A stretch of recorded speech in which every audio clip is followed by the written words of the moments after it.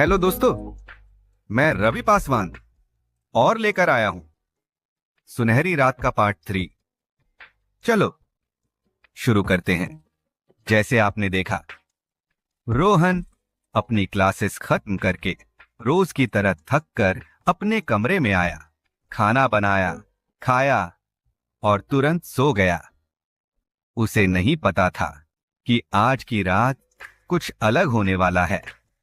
करीब रात के 1:30 बजे रोहन की आंख अचानक खुल गई। कमरे में कुछ अजीब सा सन्नाटा था। उसने धीरे धीरे अपने कमरे की तरफ नजर घुमाई और जो उसने देखा वो कोई सपना नहीं था, वो हकीकत थी, एक डरावनी हकीकत। सुनहरी रात पार्ट 3 शुरू होती है अब। थका हारा मैं अपने कमरे में लौटा। आज पढ़ाई ने सच में दिमाग खराब कर रखा था।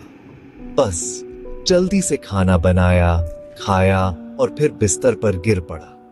सच कहूं तो उस वक्त बस नींद चाहिए थी।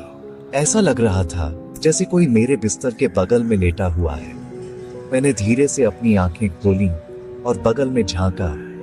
कोई नहीं था, लेकिन तभी कमरे के कोने से किसी के सांस लेने की आवाज आई। मैंने धीरे धीरे उस कोने की ओर देखा और वहां एक लड़की खड़ी थी। उसकी लाल चमकती आंखें, बिखरे बाल और चेहरे पर बेहद डरावनी मुस्कान थी। कौन है तू? वो लड़की मेरी तरफ बढ़ने लगी। हर उसके कदम के साथ मेरा दिल और तेज धड़कने लगा। और डर भी। वो इंसान नहीं थी, कुछ और थी। अचानक उसका सिर एक झटके में 180 डिग्री घूम गया। मैं चीख पड़ा और फिर बेहोश हो गया। मेरी आंखें खुलती हैं।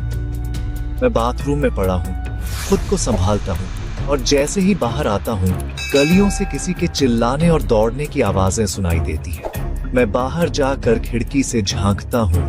वही लड़की और एक बूढ़ी औरत नजर आती है। दोनों एक कोने में बैठकर किसी को पुकार रही हैं, जैसे किसी आत्मा से बात कर रही हो। अचानक वो बूढ़ी औरत उस लड़की को अपनी गोद में उठाकर अग्नि में समा जाती है और फिर दोनों एक झटके में गायब हो जाते हैं। ये सब कोई सपना नहीं था। मैं जानता हूं ये सच था। डरा हुआ मैं जल्दी जल्दी अपना सामान पैक करता हूं। मुझे अपने दोस्तों की कही बात याद आती है, जल्दी निकल जा जब तक जिंदा है। जैसे ही मैं बाहर निकलता हूं, देखता हूं पूरी सोसाइटी सुनसान है। बस 3-4 लोग बाहर हैं, वो भी डरे सहमे हुए। रोहन ने एक बुजुर्ग से पूछा, कल रात जो चीखें आ रही थीं, कोई बचाने क्यों नहीं आया? फिर बूढ़े आदमी ने धीरे से जवाब दिया, हमारे यहाँ शाम के बाद बाहर नहीं जाते। जो चीखता है वो फिर लौट कर नहीं आता। वो लड़की कौन थी? उस रात क्या हुआ था? वो यहाँ की आत्मा है, हर 2 दिन में किसी को बुलाती है।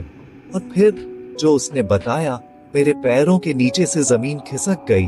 आखिर उस सेक्रेटरी ने क्या बताया? वो लड़की कौन थी? क्यों हर कोई चुप था? जवाब मिलेगा अगली कहानी में। अगर आपने सुनहरी रात पार्ट 1 और 2 नहीं देखी तो आप इस रहस्यमयी और डरावनी कहानी का आधा हिस्सा मिस कर रहे हैं। यह कहानी है रोहन की। एक गांव से कोटा पढ़ाई के लिए आया सीधा साधा लड़का।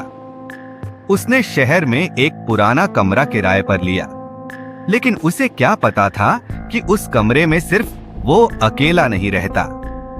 रात होते ही अजीब आवाजें, साया, बंद दरवाजे अपने आप खुलना, और फिर शुरू होता है वो सिलसिला जिसे देखकर आपकी रूह कांप जाएगी। पार्ट 1 में जहां शुरुआत होती है एक अजनबी कमरे की, वहीं पार्ट 2 में खुलते हैं उस कमरे के पुराने और डरावने राज। अगर आपने पार्ट 1 और 2 नहीं देखे तो पहले जाकर उन्हें जरूर देखें, क्योंकि सुनहरी रात पार्ट 3 उसी कहानी की सबसे खौफनाक कड़ी है। सुनहरी रात हर रात कुछ कहती है। क्या आप उस कहानी को सुनने के लिए तैयार हैं?